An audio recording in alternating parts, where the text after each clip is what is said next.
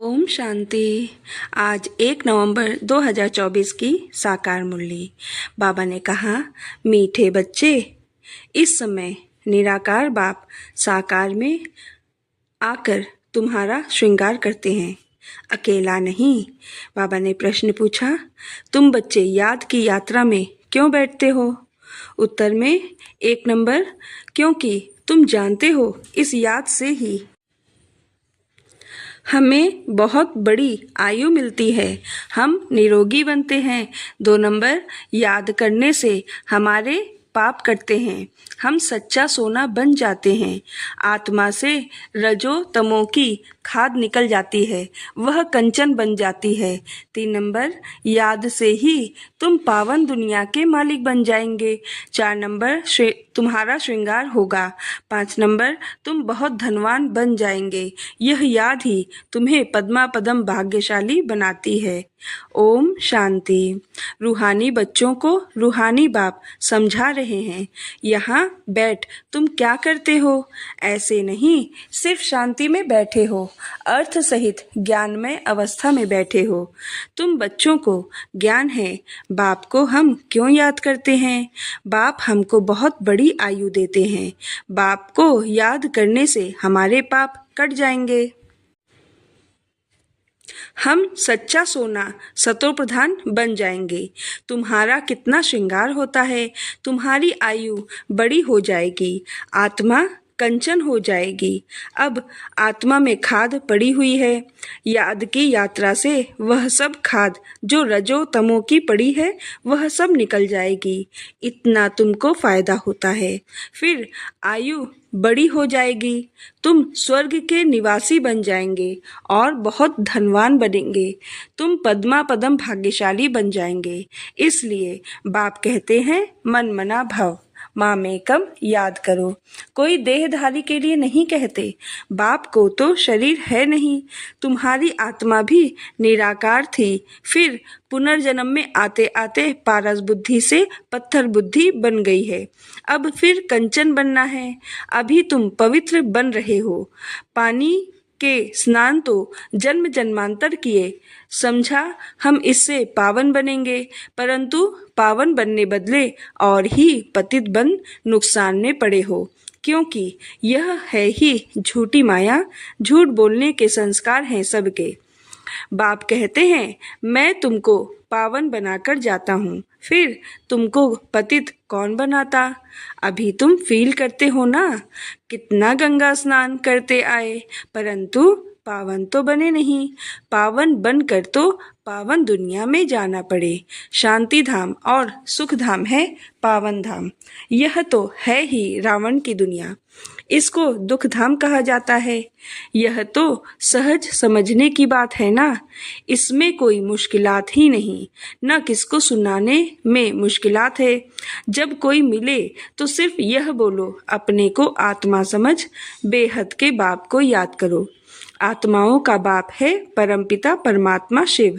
हर एक के शरीर का तो अलग अलग बाप होता है, आत्माओं का तो एक ही बाप है। कितना अच्छी रीति समझाते हैं और हिंदी में ही समझाते हैं। हिंदी भाषा ही मुख्य है। तुम पद्मा पदम भाग्यशाली इन देवी देवताओं को कहेंगे ना, यह कितने भाग्यशाली हैं, यह किसको भी पता नहीं है कि यह स्वर्ग के मालिक कैसे बने। अभी तुमको बाप सुना रहे हैं। इस सहज योग द्वारा इस पुरुषोत्तम संगम पर ही यह बनते हैं। अभी है पुरानी दुनिया और नई दुनिया का संगम, फिर तुम नई दुनिया के मालिक बन जाएंगे। अब बाप सिर्फ कहते हैं 2 अक्षर अर्थ सहित याद करो। गीता में है मन मना भव, अक्षर तो पढ़ते हैं परंतु अर्थ बिल्कुल नहीं जानते।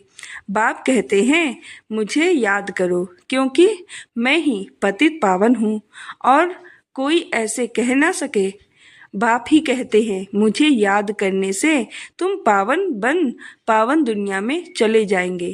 पहले पहले तुम सतो प्रधान थे, फिर पुनर्जन्म लेते लेते तमो प्रधान बने हो।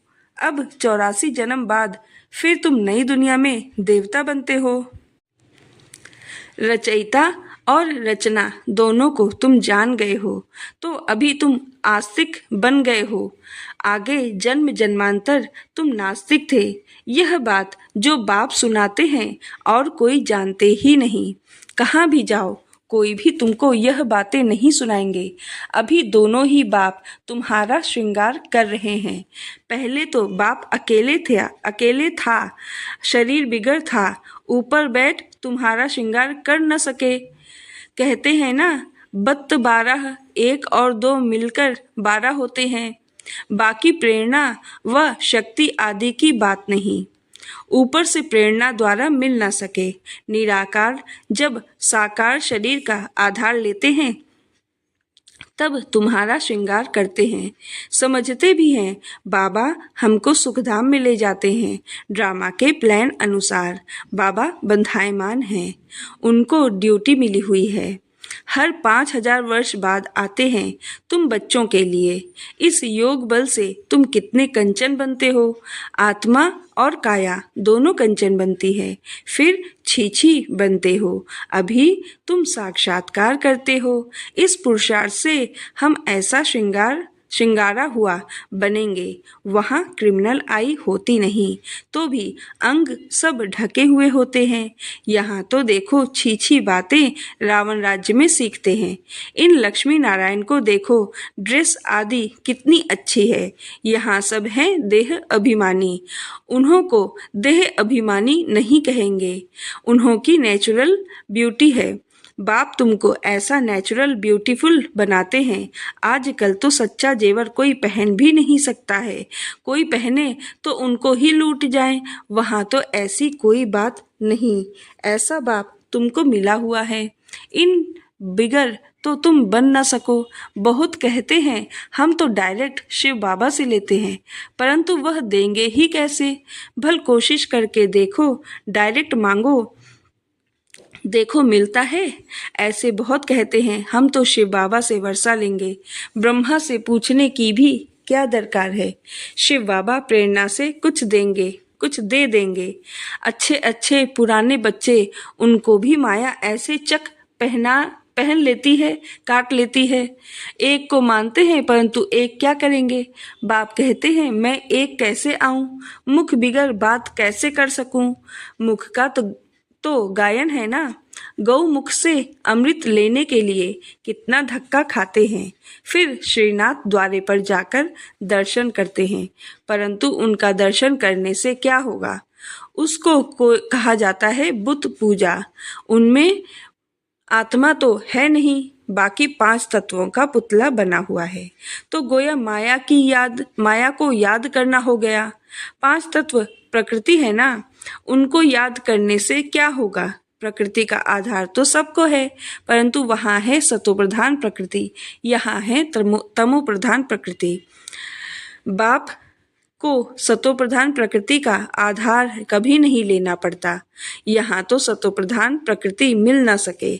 जो भी साधु संत हैं, बाप कहते हैं इन द्वारा सबका उद्धार मुझे करना पड़ता है। मैं निवृत्ति मार्ग में आता ही नहीं हूँ। यह है ही प्रवृत्ति मार्ग। सबको कहता हूँ पवित्र बनो। वहाँ तो नाम रूप आदि सब बदल जाता है। तो बाप समझाते हैं देखो यह नाटक कैसे बना हुआ है। एक के फीचर्स न मिले दूसरे से। इतने करोड़ों हैं, सबके फीचर्स अलग। कितना भी कोई कुछ करे तो भी एक के फीचर्स दूसरे से मिल ना सके। इसको कहा जाता है कुदरत, वंडर। स्वर्ग को वंडर कहा जाता है ना। कितना शोभनीक है। माया के 7 वंडर, बाप का 1 वंडर। वह 7 वंडर्स तराजू के एक तरफ रखो, यह 1 वंडर दूसरे तरफ में रखो, तो भी यह भारी हो जाएगा। एक तरफ ज्ञान, एक तरफ भक्ति को रखो, तो भी ज्ञान का तरफ बहुत भारी हो जाएगा।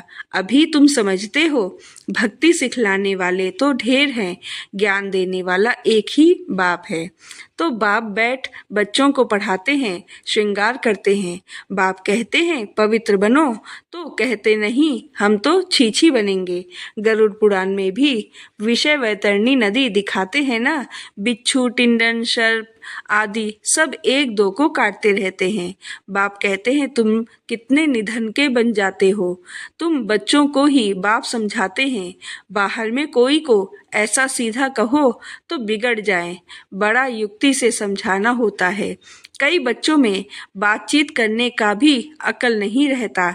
छोटे बच्चे एकदम इनोसेंट होते हैं, इसलिए उनको महात्मा कहा जाता है। कहाँ श्री कृष्ण महात्मा, कहाँ यह सन्यासी निवृत्ति मार्ग वाले महात्मा कहलाते हैं।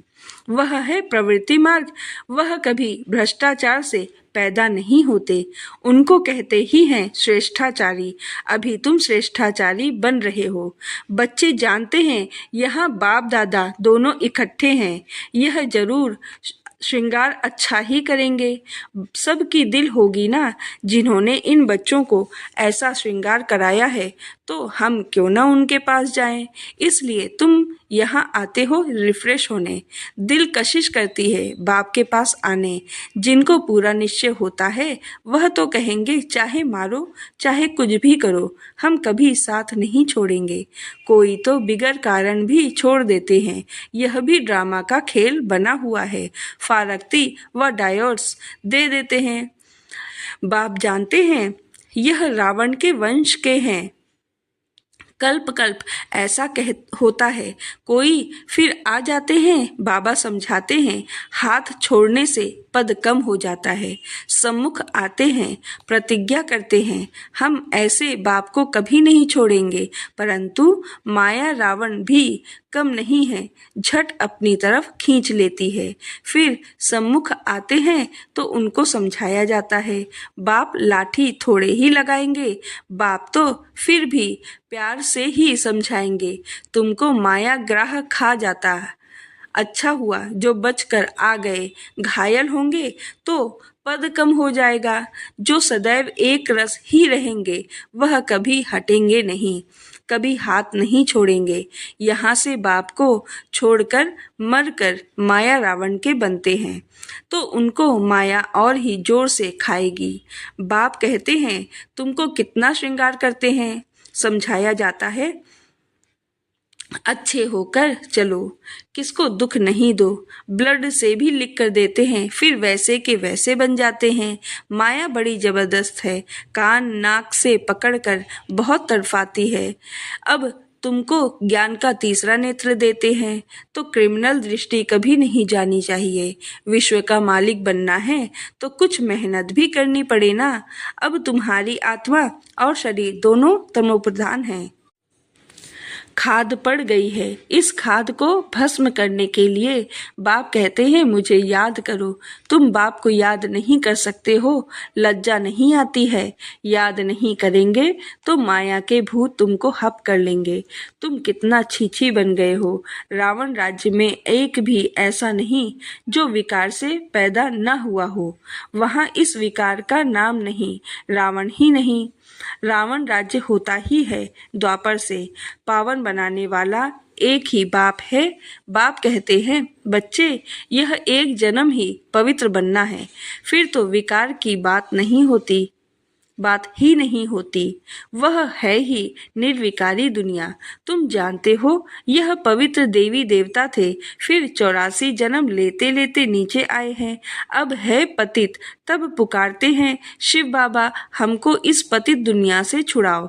अभी जब बाप आए हैं तब तुमको समझ पड़ी है कि यह पतित काम है। आगे नहीं समझते थे क्योंकि तुम रावण राज्य में थे। अब बाप कहते हैं सुख धाम चलना है तो छीछी बनना छोड़ो। आधा कल्प तुम छीछी बने हो। सिर पर पापों का बहुत बोझा है और तुमने गाली भी बहुत दी है। बाप को गाली देने से बहुत पाप चढ़ जाते हैं। यह भी ड्रामा में पार्ट है। तुम्हारी आत्मा को भी 84 का पार्ट मिला हुआ है, वह बजाना ही है। हरेक को अपना पार्ट बजाना है। फिर तुम रोते क्यों हो? सतयुग में कोई रोता नहीं। फिर ज्ञान की दशा पूरी होती है तो वही रोना पीटना शुरू हो जाता है। मोह जीत की कथा भी तुमने सुनी है। यह तो एक झूठा दृष्टांत बनाया है। सतयुग में कोई की अकाले मृत्यु होती नहीं। मोह जीत बनाने वाला तो एक ही बाप है, परम पिता परमात्मा के तुम वारिस बनते हो, जो तुमको विश्व का मालिक बनाते हैं। अपने से पूछो, हम आत्माएं उनके वारिस हैं? बाकी जिस्मानी पढ़ाई में क्या रखा है? आजकल तो पतित मनुष्यों की शक्ल भी नहीं देखनी चाहिए, न बच्चों को दिखानी चाहिए। बुद्धि में हमेशा समझो हम संगम युग पर हैं, एक बाप को ही याद करते हैं और सबको देखते हुए नहीं देखते हैं। हम नई दुनिया को ही देखते हैं।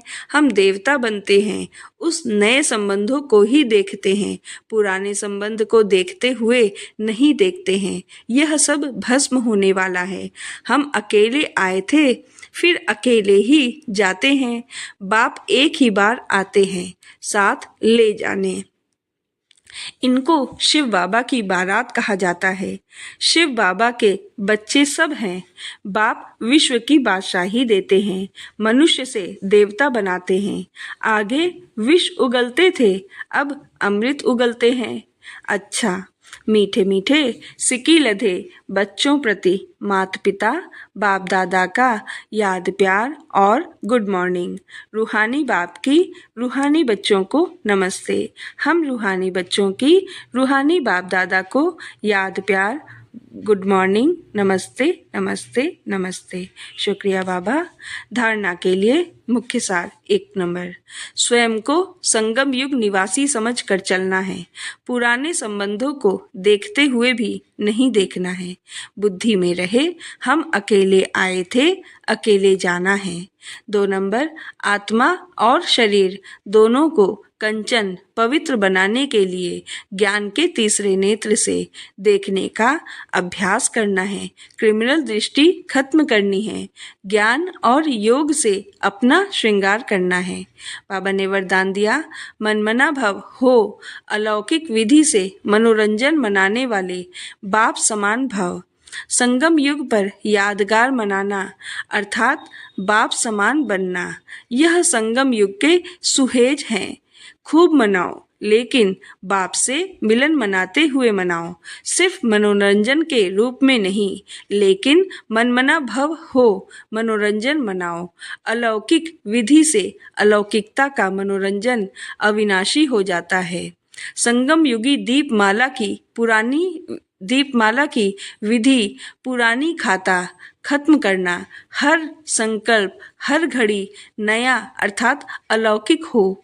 पुराने संकल्प संस्कार स्वभाव चाल चलन यह रावण का कर्जा है, इसे एक दृढ़ संकल्प से समाप्त करो। स्लोगन, बातों को देखने के बजाय स्वयं को और बाप को देखो। ओम शांति।